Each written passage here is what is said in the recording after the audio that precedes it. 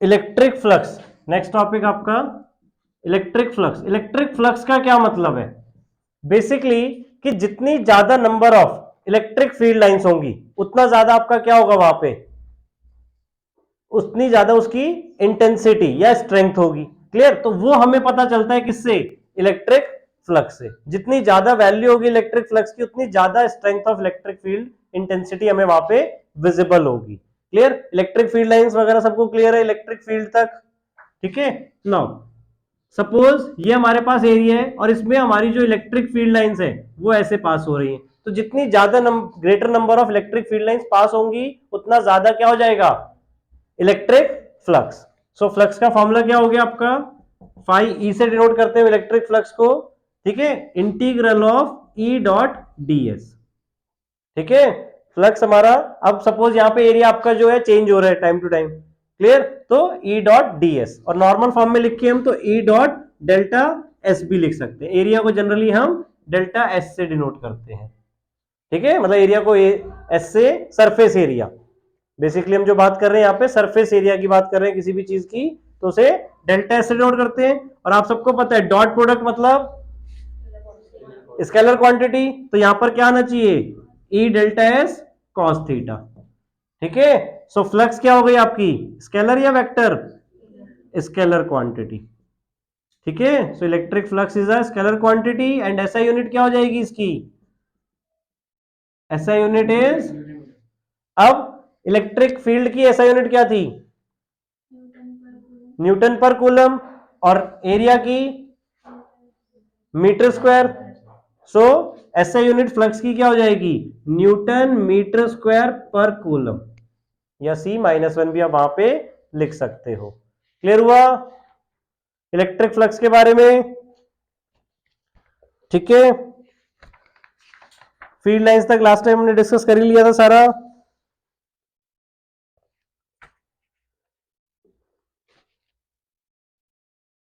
Clear? Now अब next topic आपका electric dipole. Electric dipole क्या है? अब देखो, अभी तक आप सबने अगर पढ़ा हो मैग्नेटिक डाइपोल, मैग्नेटिक डाइपोल का मतलब क्या है? रुक जाओ अभी नोट कर लेना।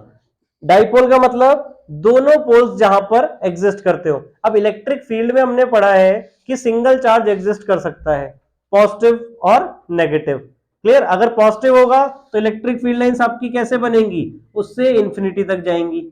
क्लियर? नेगेटिव होगा तो कैसे बनेंगी? इंफिनिटी से उस तक आएंगी। क्लियर? तो अब डाइपोल का रोल क्या है फिर? अब हम यहां पे क्या कर रहे हैं, अपने आप से दो इक्वल एंड अपोजिट चार्ज ले रहे हैं। ठीक है, पॉजिटिव और नेगेटिव। ठीक है, उसे कुछ डिस्टेंस पे हमने रखा हुआ है। क्लियर? पॉजिटिव और नेगेटिव, सपोज डिस्टेंस उसका 2a है। क्लियर? तो हमने ये अपने आप से डाइपोल क्रिएट किया है, that is electric. Electric charges को लेके हमने जो डाइपोल क्रिएट किया उसे हम क्या बोलेंगे? Electric dipole. ठीक है, यहां तक सो इलेक्ट्रिक डाइपोल क्लियर हो गया। चार्ज अब यहां पे सपोज दोनों का क्या है? Equal and opposite. Electric dipole की डेफिनेशन में आप क्या सिंपली लिख सकते हो? When two equal and opposite charges separated by a small distance. ठीक है, that is known as electric dipole. अब इसमें हम क्या करते हैं? डाइपोल मोमेंट निकालते हैं। डाइपोल मोमेंट ये आपने अगर केमिस्ट्री में पढ़ा भी होगा, पी से डिनोट करते हैं, और इसका फॉर्मूला क्या होता है? Q into 2a। क्यों, केमिस्ट्री नहीं पढ़ी आपने? क्लियर? अब डाइपोल मोमेंट की जो डायरेक्शन है वो क्या होती है? अब डाइपोल मोमेंट पहले तो स्केलर है या वेक्टर है? ऑब्वियस, एरो मार्क किया है ऊपर, तो क्या कौन सी क्वांटिटी हो गई? Vector quantity. Clear? It is a vector quantity. ठीक है, नाउ तो डायरेक्शन क्या होगी फिर इसमें? Direction of dipole moment is negative to positive. Clear? ये याद रखना बेटा। इलेक्ट्रिक मतलब इलेक्ट्रिक करंट की जो डायरेक्शन होती है, आप सबने पढ़ा हुआ है पॉजिटिव टू नेगेटिव होती है, तो उसके अपोजिट होती है इसकी डायरेक्शन। ठीक है, direction of dipole moment is negative charge to positive charge. Clear? यानी डाइपोल मोमेंट अगर हम ऐसे मार्क करें तो पी की डायरेक्शन आपकी ये होगी इस तरफ को, negative to positive. Clear? Dipole moment, electric dipole. अब इसमें एक टर्म आती है ideal electric dipole. Ideal electric dipole हम कब बोलेंगे? जब चार्ज आपका मैक्सिमम हो इंफिनिटी, क्लियर, यानी चार्ज बहुत बड़े हो ये, और इसमें जो डिस्टेंस है इनके बीच में वो बिल्कुल नियरली जीरो हो, तब उस कंडीशन में हम अपने डाइपोल को क्या बोलेंगे? Electric dipole, ideal electric dipole. Clear हुआ पॉइंट?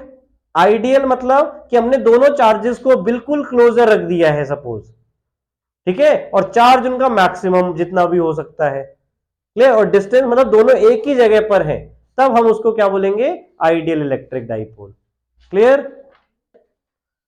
ऐसा यूनिट ऑफ इलेक्ट्रिक डाइपोल क्या हो गई? Sorry, dipole moment, coulomb metre. ठीक है, फॉर्मूला आपका Q into two A. Now अब हमें क्या करना है? फील्ड ऑफ इलेक्ट्रिक डाइपोल निकालना है। Field of an electric dipole का मतलब कि सपोज, अभी देखो, अभी हमने इलेक्ट्रिक फील्ड में क्या पढ़ा था कि एक पॉइंट चार्ज की स्ट्रेंथ कितनी हो सकती है किसी दूसरे पॉइंट पर। क्लियर? यहां पर सपोज पॉइंट है, आपका चार्ज यहां पे रखा है कोई भी प्लस क्यू सपोज, तो पी पॉइंट पे इलेक्ट्रिक फील्ड क्या होगी? तो उसके लिए हमने फॉर्मूला किया था E equals to K Q by are square. ठीक है, जितना डिस्टेंस होगा उसका उस चार्ज से। Clear? So E is inversely proportional to R square. ठीक है, नाउ अब यही चीज, अब यहां पे हमारे पास क्या है? डाइपोल है। सपोज ये डाइपोल है हमारे पास, ये माइनस क्यू है, ये प्लस क्यू है, सपोज यहां पे चार्ज, इनके बीच में distance 2a, centre point O। Clear? अब यहां से हमारे पास सपोज O पॉइंट से दूर एक P पॉइंट है जिसका डिस्टेंस यहां से R है O से, तो अब यहां पर हमें इलेक्ट्रिक फील्ड बतानी है कि कितनी होगी ड्यू टू डाइपोल। क्लियर? वहां पे हम सिंगल चार्ज के अकॉर्डिंग देख रहे थे, यहां पर हमें डाइपोल के अकॉर्डिंग देखना है कि पी पे अब इलेक्ट्रिक फील्ड आपकी क्या होगी। सो वो हम कैसे निकाल सकते हैं? अब देखो यहां पर हमारे पास क्या है? दो चार्जेस हैं, तो दोनों चार्जेस इलेक्ट्रिक फील्ड लगाएंगे उस पे। क्लियर? और यहां पर हम क्या एज्यूम करते हैं? Unit positive charge. ठीक है, तो यूनिट पॉजिटिव चार्ज, अब ये वाला अगर हम बात करें प्लस क्यू, ए और बी पॉइंट दे देते हैं इसको सपोज हम। ठीक है, तो बी पे जो चार्ज है वो इसको क्या करेगा? अट्रैक्ट करेगा, रिपेल करेगा? रिपेल करेगा, तो उसकी इलेक्ट्रिक फील्ड इस तरफ होगी, यानी ई बी इस तरफ हो गई, और ए वाला क्या करेगा उसे?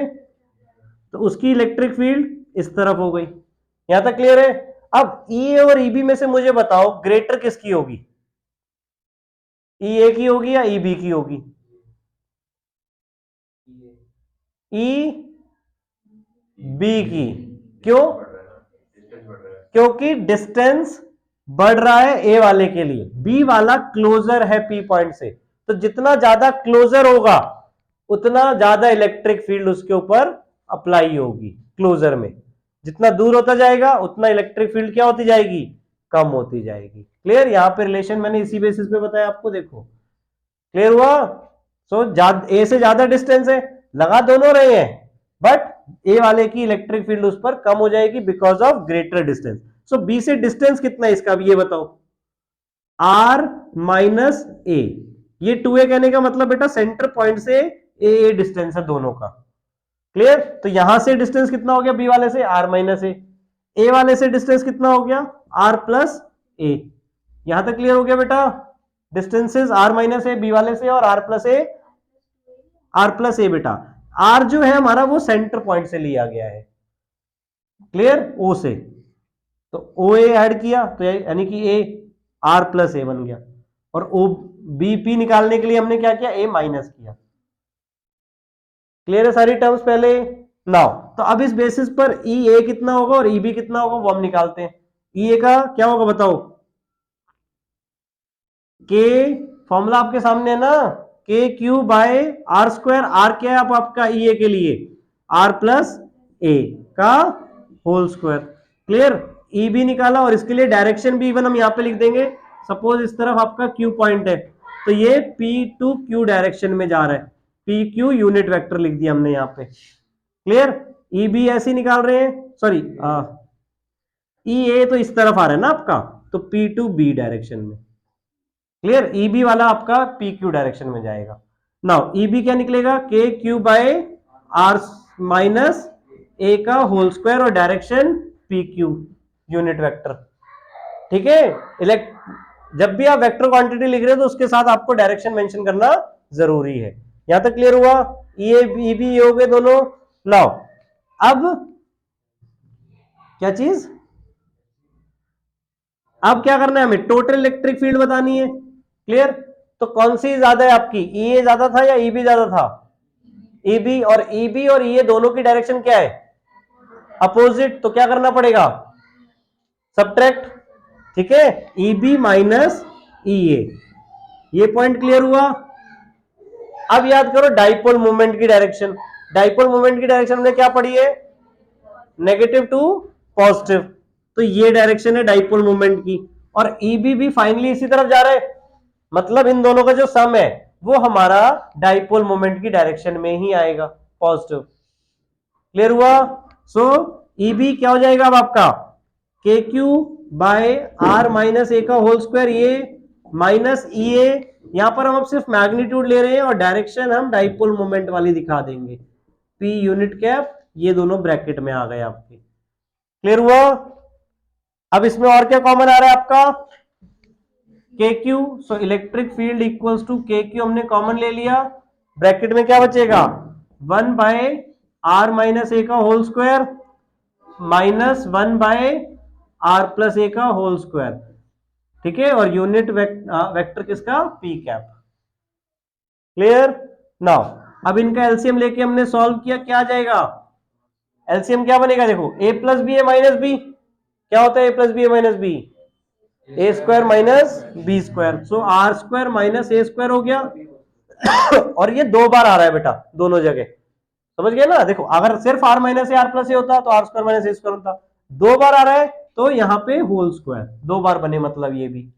और ऊपर क्या आ जाएगा, आर प्लस ए का होल स्क्वायर, यानी कि आर स्क्वायर प्लस ए स्क्वायर प्लस 2ar माइनस, ऐसे ही आर माइनस ए का होल स्क्वायर इधर आएगा, यानी कि आर स्क्वायर प्लस ए square minus 2ar।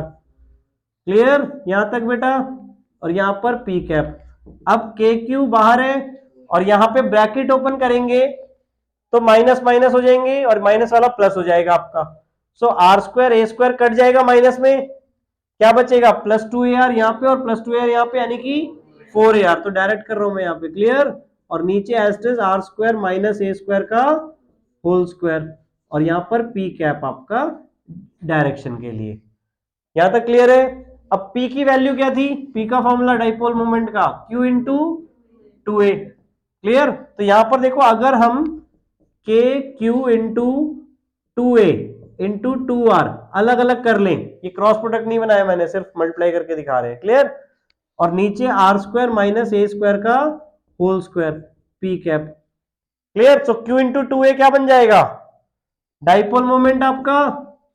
So formula क्या बन गया फाइनली इलेक्ट्रिक फील्ड का, के डाइपोल मोमेंट बन गया देखो Q इंटू 2a, और यूनिट वेक्टर भी पी कैप था, तो मिलके क्या बन जाएगा, पूरा P vector into 2r। So K P into 2r upon में are square minus A square का होल स्क्वायर। यहां तक क्लियर? अब अगर हम इसमें क्या करें, सपोज जैसे हमने आइडियल डाइपोल की बात की थी, आइडियल डाइपोल में क्या होता है, ए बहुत ही छोटा होता है। तो अगर हम ये चीज माने कि ए मच स्मॉलर है आर से, क्लियर, स्पेशल केस कि अगर आपका पॉइंट आप बहुत ही दूर ले रहे हो, क्लियर, तो ए तो उस टाइम पे बहुत छोटा हो जाएगा एज कंपेयर टू आर। तो क्या फॉर्मूला बनेगा, देखो अगर ए छोटा हो गया तो ए स्क्वायर हम क्या कर देंगे, नेग्लेक्ट कर देंगे। सो क्या बचेगा, आर रेस टू पावर 4 आ जाएगा नीचे, स्क्वायर आर स्क्वायर का स्क्वायर R4, और एक आर ऊपर है, कट गया। तो क्या बनेगा finally 2kp vector upon are cube. Clear? तो यहां पर आपका फाइनली क्या बना जाके, E is inversely proportional to are cube.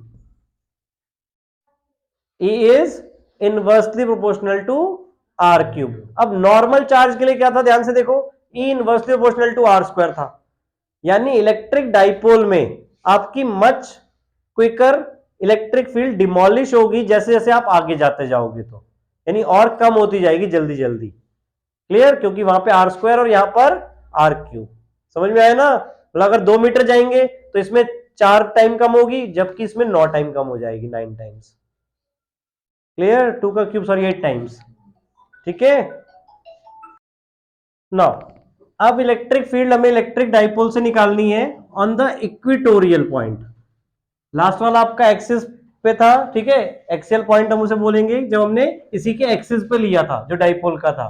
Clear? अब हम क्या कर रहे हैं, इक्वेटोरियल डाइपोल। क्लियर है सबको? अब 2 point charges equal and opposite separated by a small distance 2a, centre O हो गया। क्लियर? नाउ अब सपोज यहां पर आपका P पॉइंट है, ठीक है, जो सेंटर से कितने डिस्टेंस पर है, R। हमेशा डिस्टेंस जो पॉइंट का लेना है हमें, वो ऑलवेज सेंटर से ही लेना है।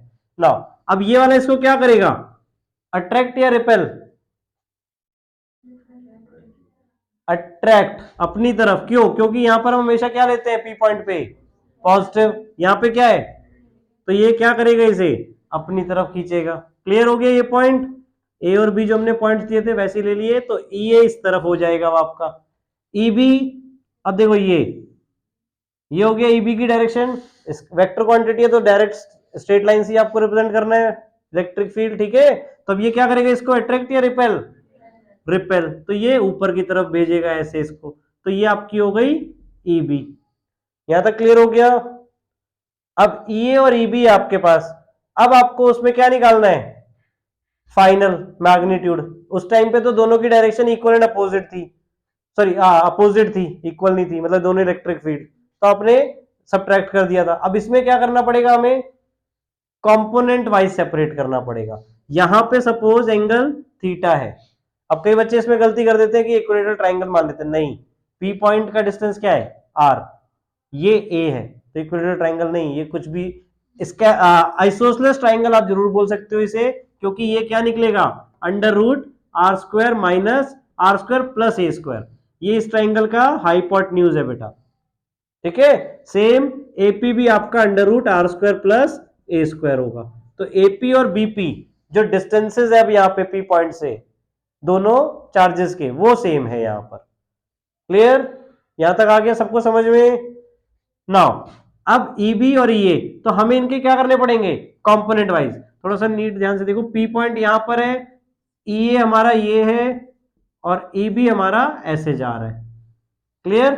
तो ईए के दो कंपोनेंट, एक तो एक्स एक्सिस में ये हो जाएगा, ठीक है, ये, और देखो यहां पे आपका एंगल थीटा बन रहा है।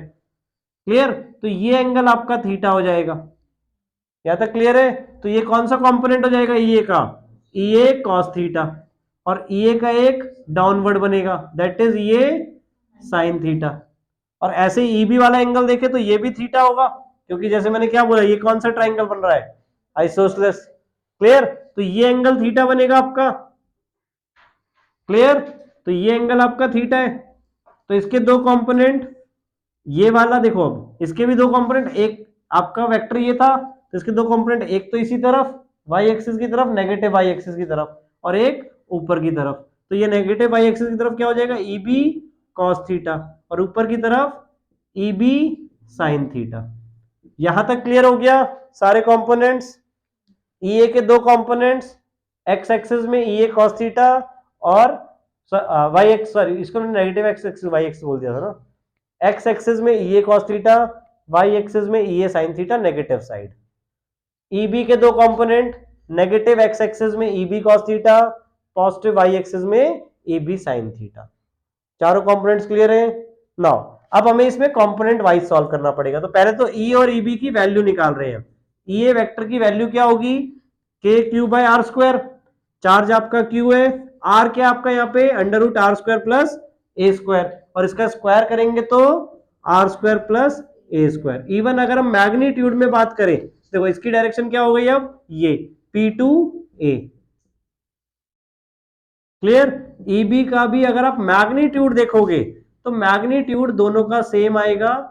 क्लियर? क्योंकि दोनों का डिस्टेंस सेम है, चार्ज सेम है दोनों का, चार्ज हमें सिर्फ मैग्नीट्यूड में लेना होता है। क्लियर? साइन के अकॉर्डिंग नहीं लेना होता जब भी हम वेक्टर क्वांटिटीज कर रहे हैं तो। क्लियर? और डायरेक्शन क्या होगी इसमें, B to P. Unit cap use करेंगे हम यहाँ पे डायरेक्शंस के लिए। क्लियर यहां तक? नाउ अब हमें एक्स एक्सिस और वाई एक्सिस का सेपरेट सॉल्व करना है, तो पहले वाई एक्सिस का अगर हम सॉल्व कर रहे हैं तो वाई एक्सिस में क्या क्या है बेटा, E A sine theta downward है और E B sine theta upward, तो नेट इलेक्ट्रिक फील्ड क्या हो जाएगी, E B sine theta plus minus E B sine E A sine theta. क्यों, और थीटा दोनों जगह सेम है, क्यों हुआ माइनस यहां पे, क्योंकि ये नेगेटिव डायरेक्शन में वाई एक्सिस के या अपोजिट उसके है। क्लियर, तो अब ई बी और ई ए दोनों का मैग्नीट्यूड सेम था, थीटा थीटा भी सेम है, तो इनका क्या बन जाएगा सम, जीरो। तो वाई एक्सिस में आपका नेट इलेक्ट्रिक फील्ड जीरो होगा। एक्स एक्सिस में बात करें अगर हम, क्लियर, तो नेट इलेक्ट्रिक फील्ड आपका ई ए कॉस थीटा और ई बी कॉस थीटा दोनों नेगेटिव साइड जा रहे हैं। क्लियर, एक्स एक्सिस के अलोंग अगर आप ये चीज देखो, डाइपोल मोमेंट, अब इसमें हम अगर डाइपोल मोमेंट अगेन इंक्लूड करें तो डाइपोल मोमेंट की डायरेक्शन क्या है, नेगेटिव टू पॉजिटिव, तो ध्यान से देखो माइनस क्यू यहाँ है प्लस क्यू यहाँ है, तो डाइपोल मोमेंट की डायरेक्शन आपकी पॉजिटिव वाई एक्सिस में, और इनकी फाइनल डायरेक्शन क्या बन रही है, नेगेटिव, तो हम इसको क्या लिखेंगे, दोनों ही नेगेटिव हो गए। क्लियर, डाइपोल मोमेंट के अकॉर्डिंग यहां पर हमने सीधे पी कैप यूज कर दिया। क्लियर, क्योंकि आपका जो डाइपोल मोमेंट की डायरेक्शन है वो एक्स एक्सिस की डायरेक्शन में पॉजिटिव, और ये दोनों नेगेटिव एक्स एक्सिस की डायरेक्शन में जा रहे हैं। क्लियर, ठीक है ना, कभी भी हम वेक्टर क्वांटिटीज कर रहे हैं तो चार्जेस के साइन के बेसिस पे साइन नहीं आएंगे, डायरेक्शंस के बेसिस पे साइन आएंगे। क्लियर, नाउ दोनों का मैग्नीट्यूड सेम है। अब अगर हम यहाँ पे cos थीटा निकाले तो cos थीटा क्या आएगा बताओ इस ट्राइंगल में, cos theta equals to base upon hypotenuse, तो बेस क्या हमारा यहाँ पे a और hypotenuse under root are square plus A square, तो cos थीटा आपका वो बन गया। दोनों का मैग्नीट्यूड सेम है, e और e b का तो वो हमने पुट कर दिया k Q by are square plus A square, ठीक है, और चाहे इसे हमने पहले ये कर दिया cos थीटा, या चलो cos थीटा की वैल्यू पुट कर दी a upon under root are square plus A square, plus e b again वापस यही हमने पुट कर दिया, ब्रैकेट है बेटा यहाँ पे k Q by are square plus A square into a by under root are square plus A square P cap. Clear, for direction. Now दोनों क्वांटिटी सेम है तो हम 2 टाइम्स लिख सकते हैं इसको, सो क्या बन जाएगा माइनस 2k और अपॉन में क्या हो जाएगा 2q kq a, ठीक है, और अपॉन में are square plus A square की पावर क्या बन जाएगी बताओ, यहां पे पावर 1 है, यहां पे पावर 1/2 है, 1 + 1/2 3/2, तो पावर आपकी 3/2 हो गई पी कैप। और अगेन अब हमें डाइपोल मोमेंट कन्वर्ट करना है, सो डाइपोल मोमेंट हमारा क्या था Q इंटू 2a, तो Q इंटू 2a दिख रहा है आपको यहाँ पे, तो इसको हम डाइपोल मोमेंट लिख सकते हैं, डायरेक्शन यहां पर है पी कैप, तो ये पी वेक्टर बन जाएगा आपका।